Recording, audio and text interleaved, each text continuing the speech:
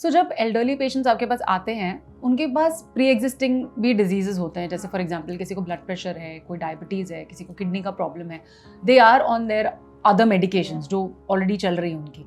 तो अगर उनका कोई ऐसा प्रोसीजर, जैसे फॉर एग्जांपल रूट कनाल, मुझे पता है रूट कनाल होता है तो आपको एनेस्थीसिया लेना है, वो सारा लेना है, and because I have people in my family जो ये सारी चीज़ें ले रहे हैं, तो उनको आपको क्या प्रिकॉशन ज़्यादा लेना पड़ता है उनके साथ? जैसे रूट कनाल में तो डायबिटीज और बीपी का इतना कुछ रोल है नहीं। जैसे हमको कोई टूथ एक्सट्रैक्शन करना है, या जैसे मैंने आपको बोला कि इम्प्लांट डालना है, या कोई सर्जिकल प्रोसीजर करना है, उसमें मेन अपना ये रोल आता है, because diabetes is again related to healing. अगर डायबिटीज आपका ज्यादा है तो आपका वुंड हील नहीं होगा, because we are dealing with the blood, right? So it should heal completely.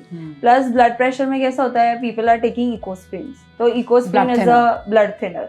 तो ब्लड थिनर अगर आप खा रहे हो और अगर हम टूथ निकाल रहे हैं तो वो एक्सट्रैक्शन साइट हील ही नहीं होगा, वहां पे ब्लड क्लॉट ही नहीं होगा, देन इवेंचुअली प्रॉब्लम्स आती है।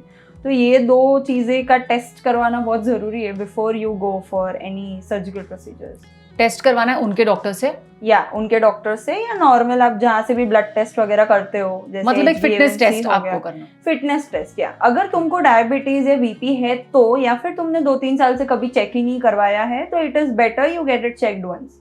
क्योंकि कभी कभी क्या होता है, सेल्फ डायग्नोसिस हो जाता है कि मुझे कुछ नहीं है करके, तो आप कर लो। बट ये केयरलेस एटीट्यूड नहीं चलता है, क्योंकि फिर कॉन्सिक्वेंसेस आपको ही फेस सिवियर है वो कॉन्सिक्वेंसेस, राइट?